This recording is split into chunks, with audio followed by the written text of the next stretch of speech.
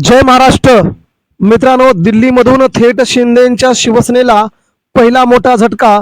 Supreme कोर्टात उद्धव ठाकरेंनी धाव घेतल्याच्या नंतर 6 बंडखोर खासदारांना सुप्रीम कोर्टाचा पहिला धक्का. अखेर नोटीस जारी. उद्धव ठाकरे यांच्या शिवसेनेकडून सध्या 6 बंडखोर खासदारांना अपात्र करण्यासाठी सुप्रीम कोर्टात उद्धव ठाकरेंनी धाव घेतली होती. पहिल्याच दिवशी उद्धव ठाकरे यांच्या शिवसेनेला प्रचंड मोठे यश मिळाले असून एकनाथ शिंदेंना मात्र पहिला मोठा झटका बसलाय. 6 खासदारांच्या मतदारसंघात पुन्हा होणार पोटनिवडणूक. मित्रांनो, सुप्रीम कोर्टाचं नेमकं म्हणणं काय, तर शिंदेंच्या शिवसेनेत गेलेल्या खासदारांना आता तोंड वाईट करून उद्धव ठाकरेंच्या दिशेनं येणं गरजेचं. मित्रांनो, सविस्तररित्या बातमी बघूया. मित्रांनो, महाराष्ट्राच्या राजकारणामध्ये एकनाथ शिंदे यांनी ठाकरेंची शिवसेना सगळी संपवण्यासाठी सर्वतोपरी प्रयत्न करायला सुरुवात केली. मात्र उद्धव ठाकरे यांची शिवसेना संपणं हे कोणालाही शक्य नसल्याचं सध्या समजून आलंय. गेली 6 वर्षे उद्धव ठाकरे यांच्या शिवसेनेवरती हल्ल्यावरती हल्ले करत एकनाथ शिंदेंनी आपल्याकडे सर्वांना खेचण्याचं काम केलंय. मात्र आपण जर आता पाहिलं तर मित्रांनो, महाराष्ट्र राज्यामध्ये तमाम कडवट शिवसैनिक देखील आज एकनाथ शिंदेंच्या जवळ देखील जायला तयार नाहीत.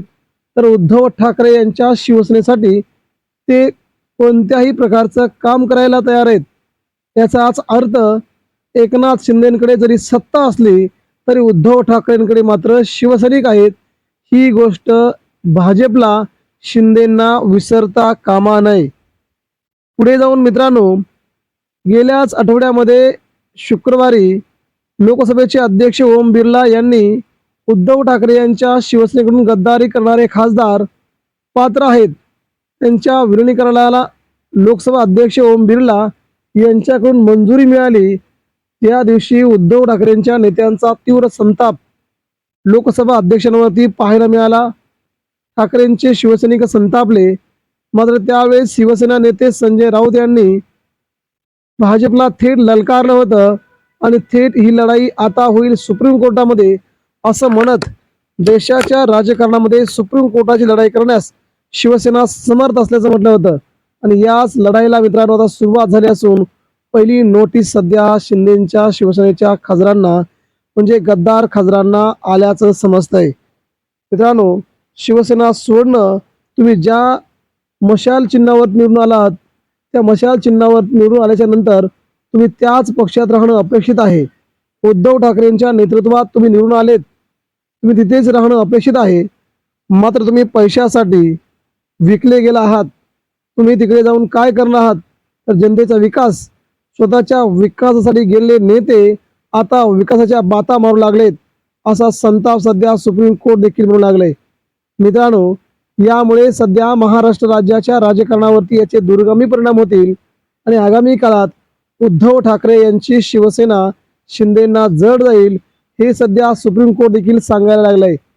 सांगायचा भावार्थ हाच की महाराष्ट्र राज्याच्या राजकारणामध्ये मित्रांनो सध्या उद्धव ठाकरे यांच्या बाजूने सुप्रीम कोर्ट बोलू लागलंय. गेली 5 वर्षे उद्धव ठाकरे सुप्रीम कोर्टाचा निकाल द्या असं म्हणत होते. मात्र आता खऱ्या निकालाला सुरुवात होणार असून गद्दार झालेले खासदार आता तोंडावरती पडलेत.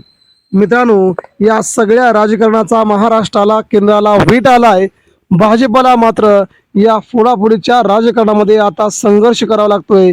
परंतु उद्धव ठाकरेंनी मात्र हार मानली नाही. ठाकरे मात्र लढत राहिले आणि हाच ठाकरेंचा बाणा उद्धव ठाकरेंना खूप पुढे घेऊन जातो. ठाकरेंच्या शिवसैनिकांना खूप पुढे घेऊन जातो. आगामी काळामध्ये शिंदे सेनेची वाताहत होईलच. सत्ता आहे तोपर्यंत तुमच्याजवळ नेते आमदार खासदार आहेत, पण सत्ता गेल्याच्या नंतर काय होणार असा प्रतिप्रश्न उद्धव ठाकरेंनी केलाय. यामुळे महाराष्ट्र राज्याच्या राजकारणात ठाकरेंनी पुकारलेलं रणशिंग भाजपला शिंदेंना आगामी काळात जड जाणार हे मात्र नक्की. मित्रांनो, या राजकीय पटलावरती उद्धव ठाकरेंना हरवणं खूप अवघड आहे. आपणास काय वाटतं, एकनाथ शिंदे यांच्या शिवसेनेचे 6च्या 6 खासदार अपात्र होऊन पुन्हा पोटनिवडणूक होईल याबद्दल आपल्याला